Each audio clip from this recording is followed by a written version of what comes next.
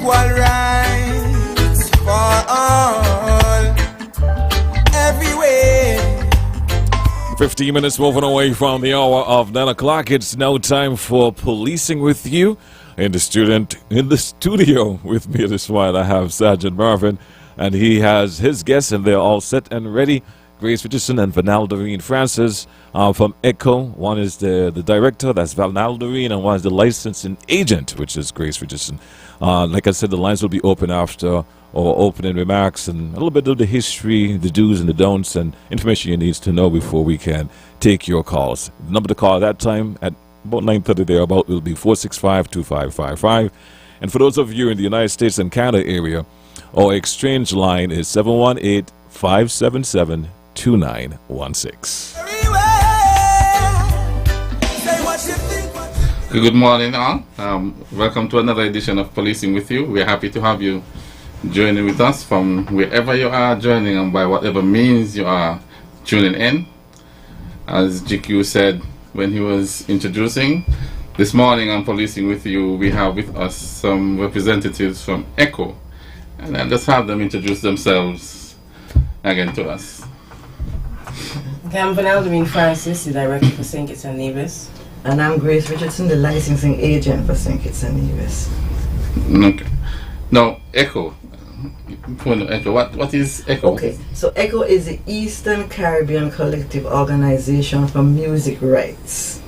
And we deal with two things: the public performance of music in the Eastern Caribbean and also the mechanical licensing of music. So the public performance, it speaks for itself. It's anywhere music is played publicly, right? Okay, yeah. If the music is copyright, then we have to police those rights. Is that word, police?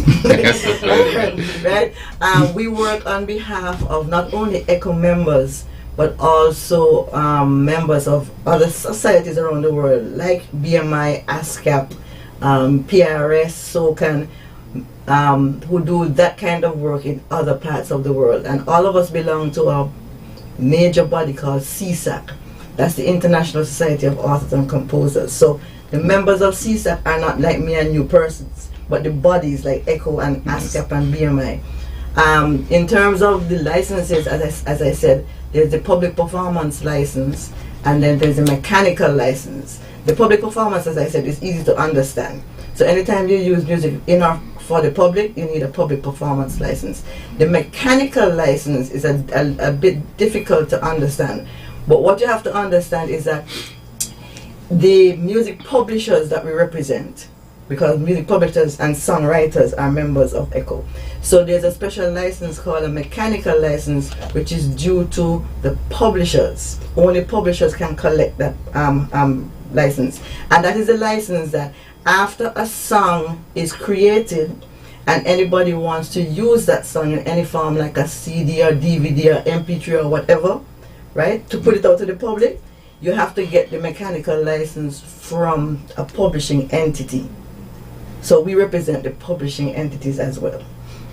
Okay, so for instance, as regards the mechanical license, if I want to use the music for a function in St. Kitts and Nevis, how would I go about doing that? So the mechanical license is not specifically for that. That's a public performance license.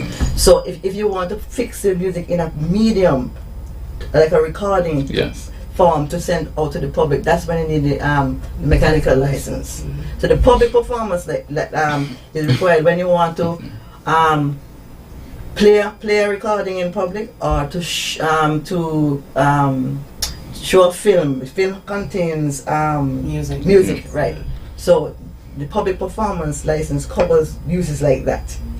Would the public performance license also cover if I want to do some sampling, and if I'm having a function, let's say a birthday bash, but I'm charging a small fee? Okay, so there's two different issues now. If you're using a sample, you have to clear that sample with the person who created the sample, the work. Or maybe you should give an example of a sample. Okay, for example, a local example? No. Because sometimes we take a piece of a music and blend it with... Okay, you cannot do that without the permission of the person who created that sample. And there are two elements to consider in that sample.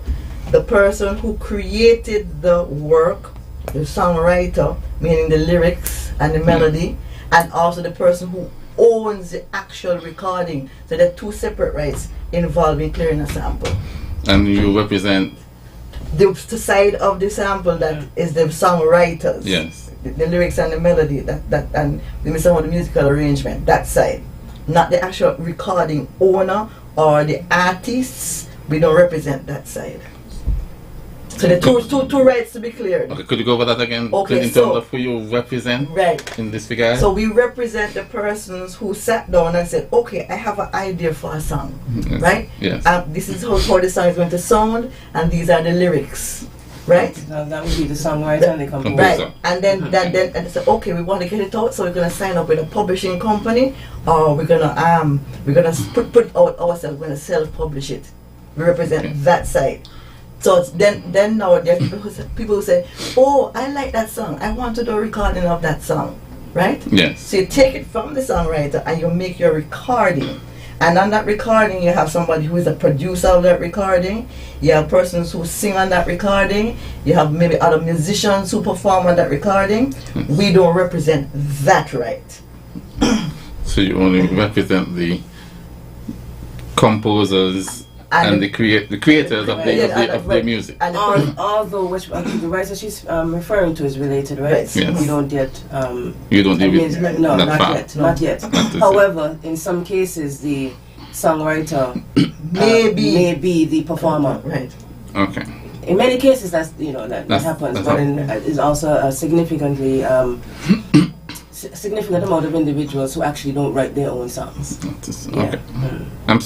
Okay. The license. How does one go about obtaining this license? Okay, so the license it is right here to tell you that there are particular forms, application forms that you have to fill out, and we find out from you what use you're going to make in public of that work. And depending on the use you're going to make, is a specific license form to be filled out. So, for example, an event is different from a use in a bank or a use in a shop or store Our venue. or venue. I mean, so that there are different types of forms you fill out. Based on the information you give us, we can tell you and guide you as to which one Okay, to fill out. in St. Kitts, on the weekends especially, you might have a function. Right. So that's mostly a single event license. Okay. What is required to obtain? So you fill out the single event license. You tell us who is the person putting on the event. You tell us all the details of where the person lives. You tell us the date of the function. You tell us if you're charging or if you're not charging. If you're charging, you tell us how much and how many persons, how many tickets you might have printed, or how many persons you expect to attend. Right? We need all of that information. Okay. So we would need to bring the number of a person I'm expecting. Yeah, and if you're charging, you have to tell us how If much. I'm charging, how Right. much I'm Charging. expecting to charge. Right. You also have to tell us if the event, if your pricing includes food and drink or not, because that would depend on the rate you get.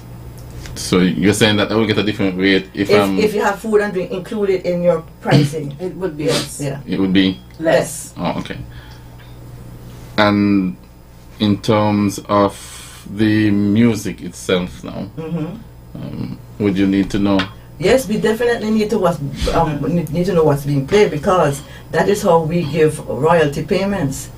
If we don't get a list to say what you played, how are we going to pay out? That's the point. Uh-huh. So in terms of, is there a membership or something in terms Yes. of the persons you represent? Yes, so we have ECHO members. Right now we have about 60 ECHO members in St. Kitts and Nevis. Proud to say that this year is a member. Right? So Mr. Rukas, HE, they're members of ECHO. And so to sign up as a member, it's a one-time fee of $150 EC dollars.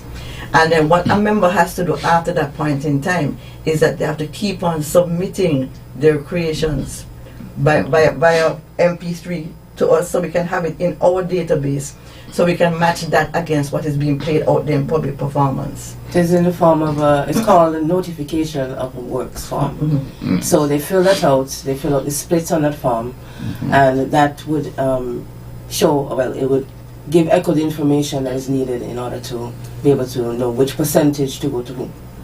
But, so one song could actually involve 4 or 5 different individuals. Yes. So those 4 or 5 individuals would have to work out their splits, what percentage each individual will be getting, and then it would be laid out on the notification of works forms. You can also do a split sheet and submit that as well. It must But you know, you must indicate the percentage that is being divided amongst the individuals who contributed to the work, so that we know exactly what to distribute. Understood.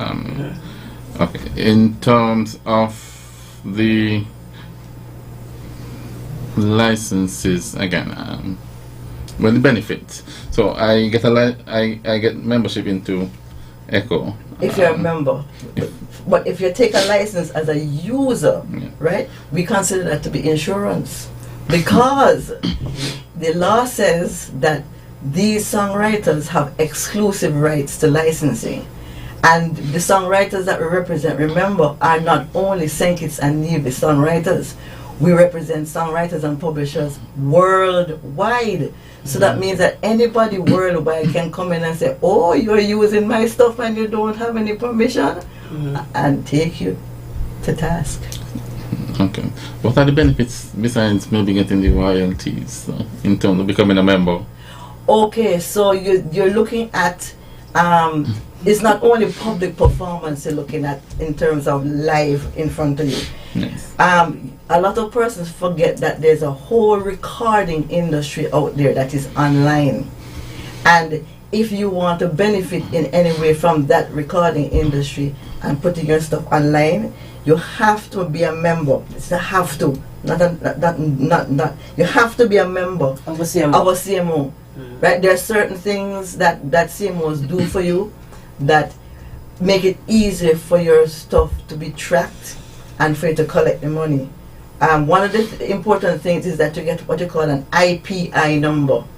That IPI number identifies you as a person who created a work and you're supposed to benefit. So you get like an ID number then, yes, that's specific to you.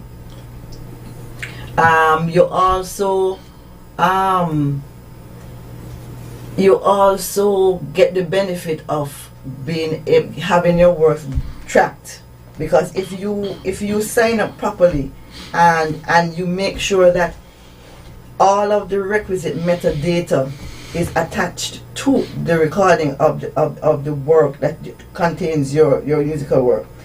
So for example, the ISRC code, names I'm calling people go right. Yeah, but yes, the International Standard Recording Code, the ISR, right? It's like an identifier of the recording, and the other metadata, for example, the ISWC, the International Standard Works Code, can be put into all of that data to show you who the songwriter is.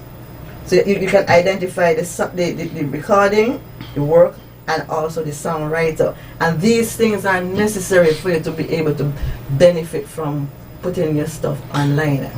Both locally and abroad. Right. So you're saying that they've done unique identifier Right. for the individual who Right. created Yeah, there the can be work. another Grace Richardson somewhere in the world, but Yes. that IPI number would be able to identify Which Grace Richardson. Yeah, and one of the major problems in the music industry worldwide right now is the fact that a lot of this metadata is missing. So there's a lot of money out there to be paid out, but the societies like ours, we don't know who to pay it to because the information is not attached. Right. Okay. Right. So if you do that, then you're benefiting because you're making it simple for us to identify you as the person who is supposed to get paid.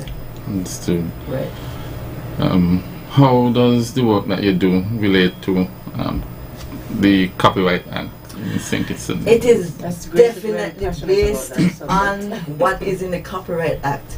CMOs like ours, collective management organizations, and in USA they call them PROs, performance rights organizations, cannot function without Copyright Acts being in place. There are sections of the law that relate to the functioning of our bodies like ours, right?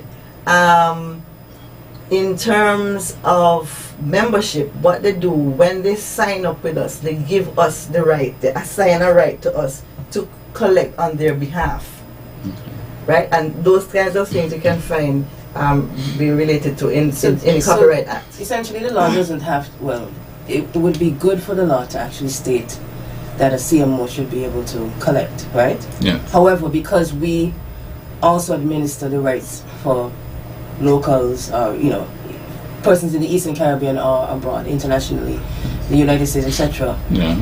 It still gives a CMO the right to collect on their behalf because of these reciprocal agreements that we have. Okay. We'll take a break just about now, and then we'll entertain some calls. It's okay.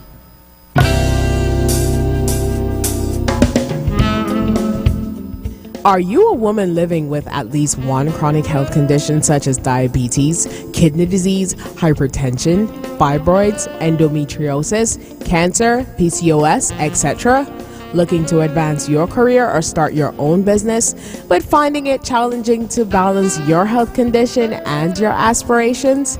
The Empower Her project is looking for you. Empower Her is a workshop series aimed at improving the lives of women living with chronic health conditions. The series will address topics such as chronic disease, self-management, and self-advocacy in the workplace, skills needed for job promotion, internet skills, financial well-being, small business planning, freelance and entrepreneurship, as well as an introduction to Microsoft Word, PowerPoint, and Excel.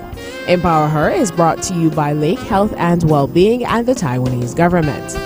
This initiative is slated to begin in early 2023. For more information and to register, visit us at www.lakehealthandwellbeing or call 765-8702. And you can also follow us on Instagram and Facebook.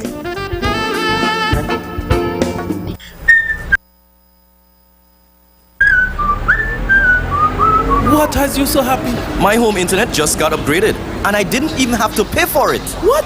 Which network you have?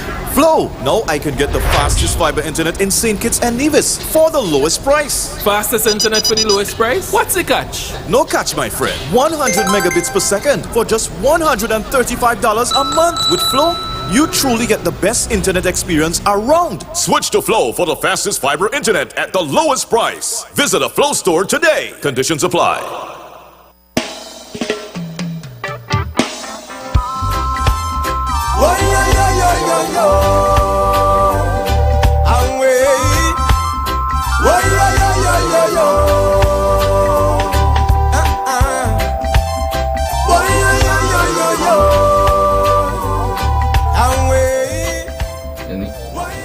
Do we call? Welcome back. Pardon me. We don't have a call at the moment. The number to call is 465-2555. And for those of you in the United States and Canada area, you can use our exchange line 718-577-2916. Okay, while we're waiting, in the meantime, is there anything you want to share? Okay, well, I'm looking at some relevant sections of the Copyright Act, since we're dealing with policing with you. Yes. Right? And the public might want to take note of these things. I'll give them some homework. Right? The Copyright Act, an easy way to look at it is on the police website, police.kn, under the information section. Now, section 148 and 149 speaks about what happens in our territorial waters. But I'll let you finish your point first. Okay. So then sections 114 and 115 speaks about the rights of persons having recording rights. So it's not just the actual owners of the exclusive rights, but you also have to look at the persons who have related rights in terms of the rights of the persons who have recordings and who have also performers' rights, which is sections 108, 109, and 110 of the Copyright Act. So you have the primary persons being the persons who create the material, and then the related rights persons who own the recordings and who perform on the recordings. So these sections of the Act will be good for persons to look at to see what rights these other people have. All right, we'll take our first call for this morning. Thank you for holding your live. Go ahead. Good morning. There's one thing I would like to ask, okay? It's not every single artist is registered under that portfolio, right? Okay, so remember, we don't represent artists. We represent the songwriters and music publishers. Okay, the songwriter and the artist. Right. So it's not everybody you represent, right? So we represent all the CMOs like ours, around the world because we have reciprocal agreements with them. We don't represent persons not necessarily who are not members of ECHO. That's where the Copyright Act comes in, because people who are not represented by an organization like ours, the Copyright Act protects them, and they should look after their own protection because they have the same rights. Because I was saying, suppose somebody having a function and the playlist is not what is on your copyright list, would it be a problem and they still have to pay? So no, it's a blanket license that covers every single piece of music that's covered, that's played in your event. So what happens is that the playlist would have everything, those that belong to members and that don't. So what happens in organizations like ours around the world is that that information is held for 3 years. And within that 3 years, somebody can sign up and we have the information and they can benefit from the royalty. After 3 years, it goes back into the general pool. So it's important to note that, there's a misunderstanding thinking that ECHO only represents ECHO members. We represent our members and we also represent the members of other CMOs around the globe. For example, BMI in the United States, ASCAP in the United States, PRS in the UK, JCAP in Jamaica, COT in Trinidad and Tobago, COSCAP in Barbados, even as far as Japan and Africa, Switzerland. I mean, all of these territories, we have the right to collect on their behalf. So, okay. I have a second question, quick. Just right. Okay, if a person have a playlist at a function, and let's say the playlist consists about 40 songs, okay? Mm-hmm. Each song, what percentage a person have to pay, a promoter have to pay for each song that he or she plays at that function? Okay, so it's not worked out like that. When a promoter takes a license for events, it's a blanket license. So remember, I don't know if you were listening earlier when we were speaking about the split sheets that the songwriters do when they actually create the work. So what happens is that when a playlist is submitted, you have to break it down into the number of songwriters who contributed to each of the songs, and then go back to the split sheets to see what percentage each person is supposed to get. And so that is based on what was paid for the event by the promoter. So if the promoter pays, say, $10 for a license, that $10 would be split up amongst all the individuals who contributed to the 40 songs that you would have had or would have used. Okay, I understand now. Okay, understand. All right. Okay. All right, thanks for calling. We have a question coming in from the social media, and this person is asking, well, they would like to know, ECHO have taken fees from event organizers and was not present at those events and didn't collect playlists from any DJs. You with me, Mr. Farr? Listening, yes. Mm-hmm. They would like to know, where are those fees and how will the organizers and producers and artists be compensated? Okay, first of all, remember that the playlists and the performance lists are supposed to be submitted by the persons putting on the events. Right, but they're saying that wasn't done. They said, okay, they said for example, I need an example. Okay, well I'll wait for that person to respond. Okay, I'll also like to add, if, for example, GQ, if you were a performer at an event, you are supposed to submit a performance log. If we don't get the performance log, it means that we are not able to send your royalties to you. But as an event promoter, you are supposed to submit your playlist. If your playlist is not submitted, we can make a determination and enter that those funds into the general pool. Okay, so you're saying that if I am a promoter, mm-hmm. and I have a function, but I don't come to you for the requisite license, mm-hmm. and you are aware that you can still collect, and you will go about that how again? I don't come to you for the license, so I don't submit a playlist. A playlist? You mean a playlist? I don't submit a playlist, mm-hmm. so I don't get the license in terms of the songs I'm going to play. In terms of, so you can't collect your royalties because I haven't got anything to you. So But you are aware that I had the function. if you have a function and the function is unlicensed, right? That means you have committed an infringement. So how do you collect? How can you collect? What happens is so therefore if okay, all right, so what can happen is that can be a court matter. So it is for example, let me give you an example. Suppose a big concert takes place and it's not licensed, and an agent can go in and monitor, right, or send somebody else in to monitor, and then evidence is taken. So you can take evidence of, say, maybe 3 works, right, 3 musical works, and then you can use that as a basis. Okay, but can you collect fees for an event that is unlicensed and you were absent? I think the question. The thing about it is what people need to understand is that the license is also a means of protection for the music user, because anyone can come and say, "I've heard my song. Mm-hmm. I did not give you permission to use that song, and I demand $50,000 because of that." Whereas the license fee can be $1,500. So you see the difference. Yes. And the license fee would actually allow you to play any amount of music that you want at that particular event.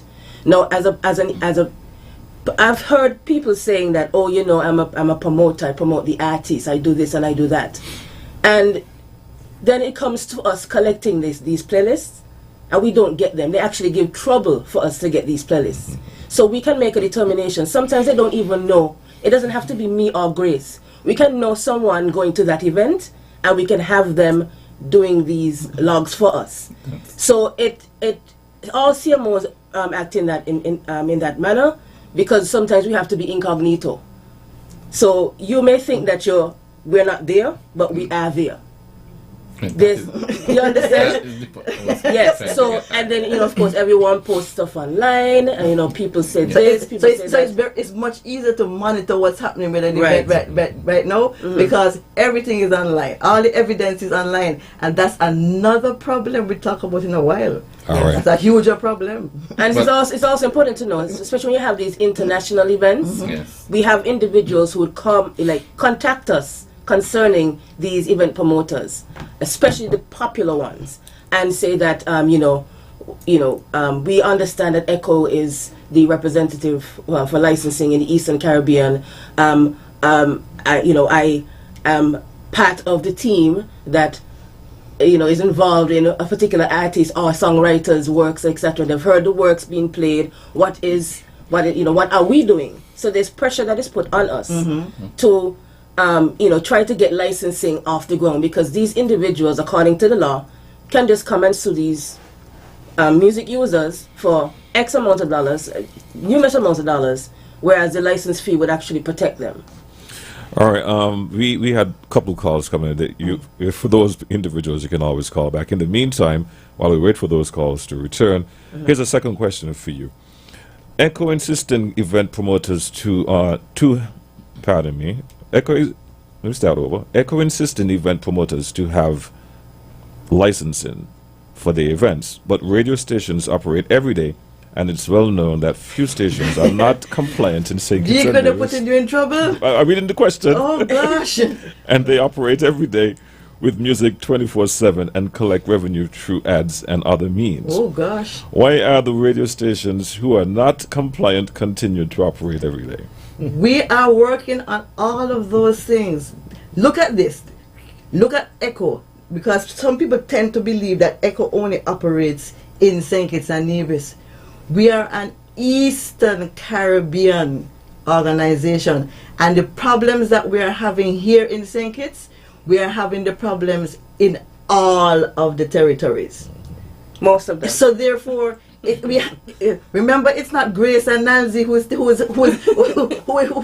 taking that action. You know, remember we have a head office in St. Lucia, and they have to consider this thing from an Eastern Caribbean perspective. It is not an easy thing to tackle. Remember, and also remember, we are a non-profit organization. We don't buy and sell. We don't buy something, right? Put a markup on it and then get a profit and then operate like that. We are non-profit. The only way that we get money to come to deal with administration and pay royalties is if users pay a license. That's the only money. So can you imagine if we were supposed to take all of that money and just litigate, go to court? What are the royalties going to be? Exactly. What are the members going to get? We have to. So be, you have to be very yes. strategic. Yeah, very you can't strategic. just use members' money just like that. So it's something that we have been looking at, and it's not only us. There are different organizations around the Caribbean that have been looking at this. For example, last year this time there was a series of workshops under a project called Impact Justice. It came out of the Cayville campus of the University of the West Indies, and they were specifically looking at problems like these in the Eastern Caribbean and trying to figure what are we going to do. So I believe that what we can do, I mean, there's the lead facilitator, Mrs. Hines. She'll be a good person for somebody in St. Kitts to bring to talk about these kinds of things. It's not an easy thing to tackle. The Eastern Caribbean is a special case. So, just to wrap up what Grace is saying, you know, we will contact ZIZ, for example. We start with ZIZ, you know, about licensing. But yes, but I have been on. But the conversation started years ago. You know, I believe at the time, Monarch was the manager. Yes, he was. Yes, he was. Yes. And we were actually close to finalizing the agreement, and please don't associate my comment with politics. And then the government changed. So then you have new individuals coming in, and they need to understand copyright and everything. And it was almost like a reset. So, you know, it's not something. The question, it's a work in progress. It's a work in progress, but it is. We were even monitoring ZIZ for a while, and the licensing collected. We put in a general pool, and individuals were able to benefit from the royalty payments. Because some work has been done. Work has been done. Yes. So I was invited. ZIZ was being monitored for years. I was invited to another radio station recently to talk to the staff, to bring them up to speed on what's supposed to happen. So things are happening. But, oh my goodness. Well, ECHO can't solve all the problems. Remember, ECHO is not a music rights organization that represents everybody in St. Kitts and Nevis. There needs to be some kind of body, an association of music professionals that jumps on board and takes advocates and takes the lead. Well, I do hope they understand your response to the question, right? and for the record, they can say that we are being transparent and not holding back questions that we think will be offensive to the radio station. Was also present at the consultation, so there is in November. In November, so we can see that there's an interest to understand and know. You know, I'm hoping that we're the nation station. If we have to play role, we play our role. Let's take this call. Good morning. You're live. Good morning, GQ. Yes. Good morning. Good morning. Good morning to the people and they're representing ECHO. Morning. This is policing with you. Yes, sir.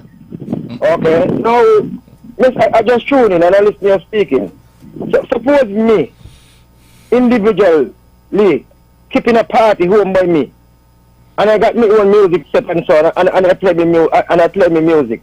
I got to come to you for a license? No, sir. Have your party in peace. That's in the privacy of your own home. Exactly. Okay, all right then. Okay. Because I'm not keeping a play function. Right. I'm not keeping a function. So that is just a party and the important the people then. Yeah, the important thing is that you're having it in your home. So home is fine. Okay. All right. Okay then. Understand. Here's a question for you, Sergeant Marvin. Yes. The Attorney General recently made a statement stating that event promoters does not need an echo license in order to get a permit from the police to host an event. He said it doesn't reflect any law and policy of the government. Why is that an echo license is still being requested as a required document on the police site in order to get a permit? I will answer it this way. I am the Attorney General is the head in terms of the legal aspect in our department. In the police, you're required to submit certain documents as part of obtaining permission to hold certain functions. With the ECHO now trying to get things streamlined, what is still required is that you, well, even the Attorney General may say that there is no specific law. We have policies which we require persons to follow, and in terms of the procedures and the documents, there may not be a law that says you need A, B, and C, but there might be a blanket issue that gives the commissioner authority to request permission from persons, and the commissioner would have, under that blanket authority, the right to determine what documents should be submitted in order for the persons to have function. So if he says, as part of that we are including, you need to have a license from ECHO to be included, then that is how it is. I want to add to that, because I mean Section 46 of the Copyright Act is something that people need to go and look at, especially where it says Part 3, 46.3, any person who causes a literary, dramatic, or musical work to be performed in public, or B, a sound recording or film to be played or shown in public other than reception by a broadcast or cable program, knowing or having reason to believe that copyright subsists in a work and that the performance, playing or showing, as the case may be, constitutes an infringement of copyright, commits an offense. So if the police does not, I mean, they're not doing it, they actually making the government liable. You believe that something has, we're going to contain music, and it doesn't matter if it's just the police. It could be anyone. Other organization or entity. If you have reason to believe that you are supporting something and music is going to be in that something, you can be liable. You need to.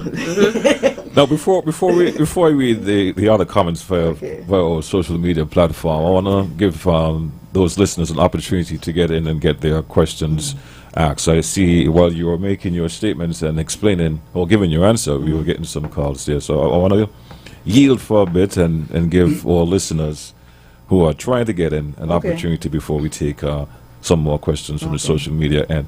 In the meantime, let's see. Okay, I'll read the question. Okay. It's a loaded question. Okay. Which artists ECHO representing? St. Kitts? Okay, so we don't represent artists. So that's number one. Okay, all right, so that's been answered. Have you had a situation where artists refuse to register, and how is ECHO Songwriters funded? and composers. Not artists. Sometimes the person that you see on stage actually wrote the song. The artist is the individual who's performing, who's giving you the showcase on stage. But the songwriter and the composer, those are the ones that we represent. So the lyrical content that is being sung, that is what we represent. Okay, let's take this call. Good morning, you're live. Good morning, sir. Yes, good morning. Superintendent Henry. I just call in to assist Sergeant Thompson with his response to that question that the person asked about the AG's comment on the police requiring the permit, and why is it still on our website. It is still on our website because persons are required to have a music right license when they're using copyright material. But it is what the AG was saying is that the police should not require it as a condition for me to have the event. And so what we do, it is not mandatory on our website. The field is optional, and so persons who do not submit their equal license based on the Attorney General's directive, we are not refusing to grant them their event permit, but we are rather encouraging persons to get the license. We have a note on the website encouraging music users to get the license, and so we have the field there. If you have it, you present it, but it is not a condition based on the AG's directive. It is not a condition for us to give permission. So even though it is still on the form, the application form for your event, it is not a requirement for you to get the permit, and that is based on the AG's directive to us. So we are not disobeying the AG's directive. We are just encouraging persons, because it is a requirement under the law that is stated on the home page of the event form, that persons are required to have this license when they're using other person's copyright. Right. Well, Superintendent Cromwell Henry, I want to thank you for doing so, and the individual is listening, and he says thank you as well. He said that makes sense now. Okay, thanks. All right, man. Over to you, Sergeant. Yes, thank you, Sue, for that clarification. Okay. As you were saying. Okay, so it's very necessary to understand that under Section 9 of the Copyright Act, that is where you get all that information about who copyright is owned by, and what rights that these persons have. So it's an exclusive right. It's not just a simple right, it's an exclusive right. You have the exclusive right to copy the work, to make any kind of adaptation of the work, to put the work in the form of recording for the first time, to authorize persons to do whatever it is that need to do with your work. You are the first stop, right? The creator of the material. So Section 9 of the Copyright Act covers that. And then Section 31 now tells you about the licensing of the material. And if you don't license, what can happen? For example, let's use a venue owner. A venue owner can be held liable for infringement if somebody uses their venue without a license to use music at their venue. So the venue owner can be held liable, right? Right? And of course, we just looked at Section 46, where if you have a reason to believe that music is going to be used as in something that you're giving permission for, then you can be held liable as well. You're committing an offense, right? Yes. So Section 9, Section 31, and Section 46 of the Copyright Act. People need to go and look at those sections.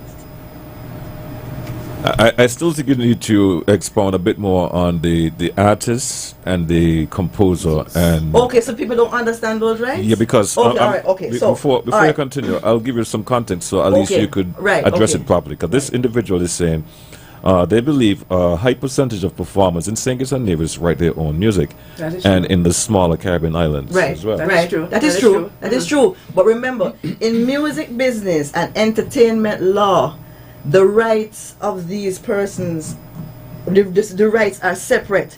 The performers' rights are different in some aspects to the rights of the creators, right?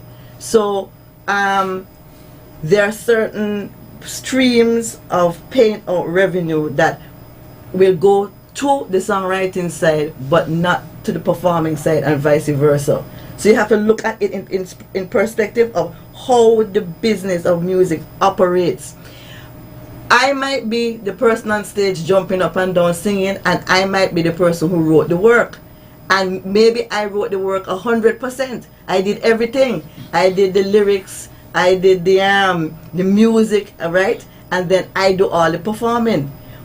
You see me on stage one, and you call me an artist. But in music business, the payments to me are separate.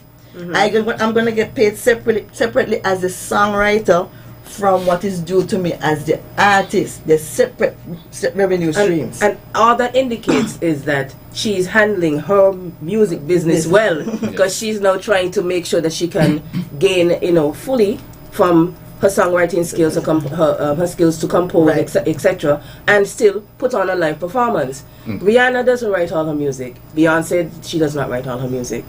Michael Jackson did not write all his music. It's just to show that outside of the performance, the individuals who contributed towards the work, they're supposed to be able to benefit as well. So it's not there's a term that has been floating around called double dipping. Yes. That's not the case.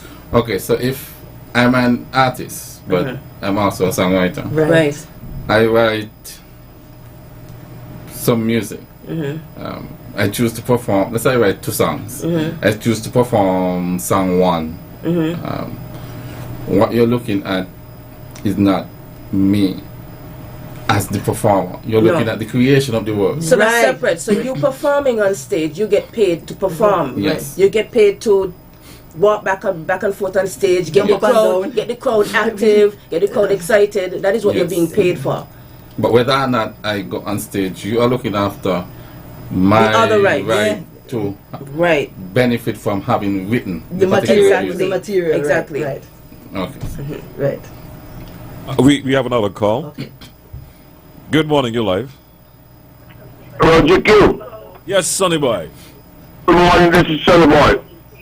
I'm just calling to make a comment. In America, the person who writes the song, when the song is performed, they call it royalties. They get royalties for their music. Yes. So for the rest of their life, they own royalties. I don't know what they call it in Sinkers, but I'm just saying over here, they call it royalties. Same thing. Still royalties. All right, enjoying the show. Okay, I want to point out one major difference between like for example radio play in the United States versus terrestrial radio, not online, terrestrial radio play in the United States versus most of the rest of the world. For radio play in the United States, the songwriters and the publishers are the ones who receive the royalties. The artists and the performers on sound recordings don't. That's a major difference. So sometimes we have to look at specifically what happens in our neck of the woods and not necessarily take for granted that we are like other persons out there and we're operating like how the other parts of the industry operate. We are different. Most of the world is different in that regard. Okay. When we were talking earlier, we were talking about in terms of the infringement and the litigation. Right. How often do you see the need for litigation? You see, it's something we try to avoid. He said, how often do we see the need? We see the need every day, all the time. It is true. That's what. Yes, it is but what true. are we going to do? Spend the whole day litigating, a whole year litigating? No, the industry has to function, and what we need is, and what is very, very necessary, is that people have to understand why it is important to contribute as a user. Everybody's asking, oh, how come we don't bust any big but songwriter artists yet? But if the industry does not function to support those people, we're not going to bust anybody. Yes. They have to bet year after year after year. We have people creating who can't afford to do that as their main job. They have to have a side. No, I can't call it a side job. They have to have another main job and take money from that to make recordings, and they're not really getting anything back in return. They're not getting their returns. So it's like a disaster. Let me ask you something, young Sergeant. Can you think of any family, and I've said this many times, any family on this planet, right, that does not have a creative individual? Nah. Not at all. Okay. So by me saying that, don't you see how important it is to support and make sure that the creative industry functions the way it should? Yeah, with you, know. Yes, exactly. So it would help the economy. I Do you think understand? it is only fair that if an individual creates a work unless it does a job that he is paid for the job he does. And the law says so. The law says that copyright owners must benefit, have the right to benefit economically from their creations. Right. The law says so. So these individuals would hire lawyers, graphic designers, web developers, dancers. You understand? They may have persons to do with costumes. They may have social media content managers, creators and managers. They have managers themselves. Of course, they need a doctor if they feel ill. They need therapists. You see, they can help everyone. So it people need to understand that, you know, it contributes towards so much more than just, we're just collecting money and, you know. And it can also be willed. Let me not forget to say that you can also will your works to your children. We made royalty distributions where individuals were able to get, for example, close to $20,000 during COVID. He's already passed. His family was able to benefit from that. So it is something that long after you're gone, your children and children's children can benefit from it. All right, I don't believe this individual heard your statement earlier as it relates to radio, but I'm going to read it. Okay. A lot of stations in the smaller Caribbean play local music to promote the artists and writers. They don't necessarily make money from those songs, or should I say these songs. Understanding that the music is used in ads, for example, during carnival time, we encourage artists to bring their music to the station to promote their music, and we don't necessarily make money from it. The exclusive right still belongs to the copyright holder as to what should happen with their music. You can't just take their music and put it in an ad because you feel like promoting them. You have to go and get the permission from them first. And in terms of radio ads that use music, there's a special license that we don't control called a transcription license to sync the ad with your messaging, right? So we don't control that. So the individual creator has to go and make that negotiation with you before that stuff gets aired on the radio. And they have the right to charge you for that. We don't control that. That's a different market. Yeah, exactly right. Yes. Here's another question for both of you, Grace and Nalzi. How do ECHO come up with the fees that they are asking radio station and TV and television for? So remember, we said we belong to a greater body called CSAC, and we operate by CSAC rules. That's where it starts from. And then it goes to a body we call the Association of Caribbean Copyright Societies. So we don't come with them out of the air just like that. And they do a lot of feasibility studies and all of that, and then they help us to determine what the rates would be. So there's a general tariff that we follow. Right. Let's go to we lost that caller. For that individual, you can always call back. Thank you. Let's take this call. Good morning, you're live. Yes, good morning. I'm just seeking some information in relation to copyright of songs and hymns that are used by church organizations. How does that fit into copyright matters? Okay, so if we have something from the 1800s and it's a hymn, that is out of copyright. Remember, copyright in St. Kitts and Nevis lasts for the life of the author plus 50 years. 50 years after. Yeah. After that, it's out of copyright. Anything out of copyright, you can use it anytime. Unless they've done something to re-record it. Yeah, re-record it, or the family members have done what is, according to his estate, done what was necessary to keep the copyright going. So, but when you're talking about contemporary gospel works now, that's another matter altogether, because those are in copyright. I use the example often of a song. I think the name is Waymaker. Right. That is in copyright. And believe it or not, in the United States there's an organization called Christian Copyright Organization. So if you're using contemporary works in copyright, then you have the responsibility to license those works. All right, let's take this call. Not because they're they're singing gospel, it doesn't mean that they can't benefit as well, right? Good morning, you're live. Hello, Jackie, this is Celeboy calling back. Let me ask the lady that's speaking. In America, Elvis Presley's daughter just passed. So all the rights of Elvis Presley music go to his estate. The St. Kitts have any laws that said that the rights of the copyright goes to your estate in case you deceased?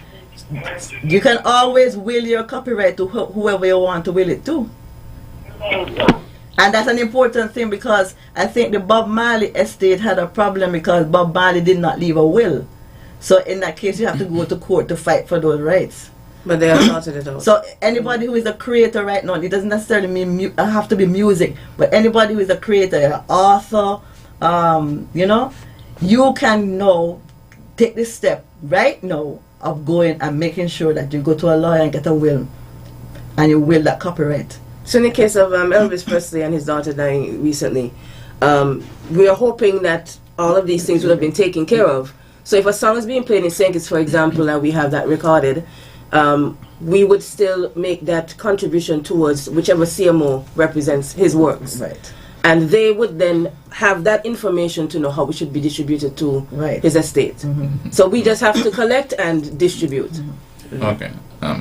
Let's go over the licenses. How Well, before you do, and I'll let you go from there, and then I'll let you wrap up the program as you see fit. This is a loaded suggestion, so I'll try to take suggestion. Yeah, Okay. yeah, I'll load it. It's very long. Here's the suggestion for ECHO. It is to create a standard flat reasonable rate, not a percentage rate. For small events, for example, events catering to 300 persons or less. Most events in St. Kitts don't even have 300 persons. Their rates need to be tailored to our population. The rate can be split between members material that we use. Reason for this flat rate, it will be 1, more affordable and practical for event promoters and organizers to pay a flat rate. 2, it would be practical for ECHO to take legal action against person because of cost and how much royalty fees it will consume. 3, encourage the Creative Economy Ministry to establish agencies like PACE so that these rates and policies can be negotiated. That's the person individual suggestion, and the suggestion they're given an amount as well, 270 for events less than 300.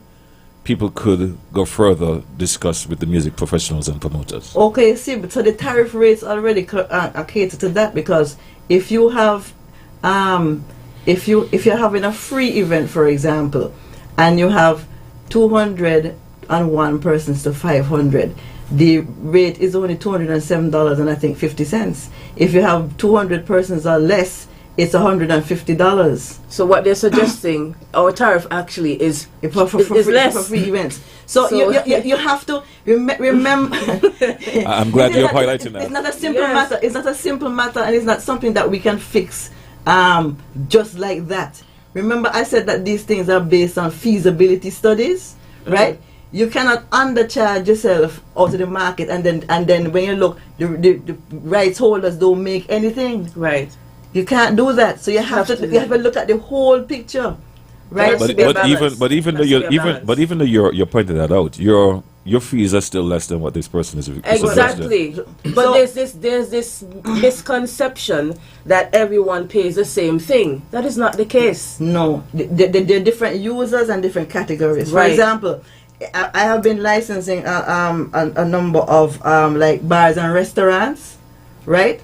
And the tariff is, part of it is based on number of seats that you have, right? So it all depends on the type of use, the type of venue, the type of place you're using the music, and the tariff rates are based on, I said, what we get from outside the region set by other organizations that govern how we work, right? So that is the basis of how we set those tariffs.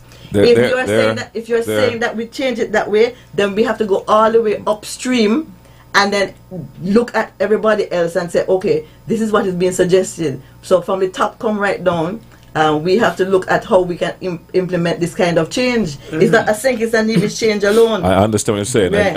and maybe you need to clarify that some, because they're saying, the individual is saying now, the fees that you're making reference to, they're saying is for free events. Right, free events, right, yes. And they're saying for events the suggestion they make it for is for charging events, because it's Right, for so- events so- that you charge for. Right, so charging events, remember there's if the music is the main activity, right, of your event, you're putting on the event, it's a music event, then the tariff is normally 5% of what is charged for the ticket. This year for the introductory rate is 4% of the ticket, right? And that is something that is standard over all CMOs. And the rates fall in line with what happens in the Caribbean. And the 5% is The 5% is regardless of the type of event, as long as music is the Once main music is the main right. activity. Right. Right. And then, It and means then that- remember we mentioned all inclusive. So if the music is being played and it's 5%, but it's an all inclusive event, you calculate the 5% and then you reduce that 5% by further When half. you mention the food and Right, drinks right, included in the So then ticket, it's cut down to half. then Right. it comes down. So for example, if the ticket's $100 Yes. and it's an all-inclusive ticket, Yes. the tariff suggests that it would be $5 on each ticket that would go towards the license, Yes. right? If it is all-inclusive, then it goes down to $250 Okay. for every ticket. Right. And that is for events. All inclusive. All inclusive. Yes, Yes. So it's not a simple thing, not Right. as simple as it seems. It might seem, in the eyes of the user, it might seem, okay, yes, this is the best efficient solution, but I mean, you have to take into consideration all the other elements that go into putting on an event. Because even if music is not the primary use at a function and its background, then there's a 3%. So there are different percentages. So what people have to do is, I think this area needs a lot more study of what actually happens in the industry. And also what happens with the copyright acts. There's a lot more reading that and understanding that needs to take place. Yeah. Okay, but just for clarity and for emphasis, Yes. let's go over the licenses. Okay. If you want to go over the license that you deal And with Mr. most Okay. in our context. In our context in St. Kitts and Nevis, we're dealing more, and on the ground, we're dealing mostly with the public performance license. Yes. Right? So any music that is performed in and for the public, that is what we're looking at. And we have tariffs based on the usage, and we have the required application forms that people fill out to tell us how they are using this music, when they're going to use the music, where they're going to use the music. And the type of function, so that you would know whether the ticket is all inclusive. Right, that all includes- of that So that you could information. know how to vary the Right. So that's for event, but for a bank or an office, you might be playing music to a certain set of staff in an area, or you Yes. might be playing to the public in an area. You might have music. When I call your establishment, I hear something playing on Yes, your on the phone. right. Yes. So you have to look at all of those things. Take that into And consideration. so you're saying that the license is required for when I call Yes, the phone. yes. I hear that One particular song music. is being used, Yes, and it's copyrighted. Yes. Once you When I go copyright. to the bank and I hear music, Excuse me. not from the radio station, but they're playing particular music. Yes, supermarkets using music. They have, Yes. Some of them have televisions inside Yes. here. And they're allowed to Some get of a them- blanket license. It's Right. not. It's and again, it is not. It's not exorbitant. And that license is which one? What license? It's still a Is it public Blanket license? public Yeah, performance. yes. Okay. Public performance license. So the public performance license covers. Right. Anything in and for the public, the use of the music. Okay. And how do you go about getting? You contact me, Grace Richardson. The licensing agent, Grace Richardson, or you can contact our head office in St. Lucia. They also take care of licensing as well. Specific contact is a lady by the name of Miss Vindra Kazabon. And you, again, suppose there's no who you represent and. Okay, so we are the Eastern Caribbean Collective Organization for Music Rights. We represent songwriters and music publishers, not only in the Eastern Caribbean who are signed with us, but also songwriters and publishers of societies around the world with whom we have reciprocal agreements, and we all fall under a big parent body called CSAC, the International Society of Authors and Composers. Okay, well, thank you for joining us today on Policing with You. We are happy that you have joined in, and we I've welcomed your suggestions and your questions, and I'm sure the ladies here appreciated your interactions. Yes, definitely. How can persons get in contact with you in terms of contact information? So my email address is st.kitsagent@ecorights.com. Sent.kitsagent@ecorights.com. Could you repeat that? Sent.kitsagent@ecorights.com. And if you go to ecorights.com and you scroll right down to the bottom and you click on the St. Kitts and Nevis flag, you will get that information right there. Okay. So again, I want to thank you for joining us on Policing with You. We're happy that you spent some time with us, and we welcome you to join us again in another edition when we return. Definitely, we can help. I am Sergeant Marvin Thompson saying, thank you for have having a good us. day. Thank you for having us. Foundation, let us unite as one. Let us unite as one. Tell me what you know about love. Tell me what you know about hate that keeps us separated. Tell me what you think about equal rights for all in every way. Say what you think, what you think, what you think, what you think.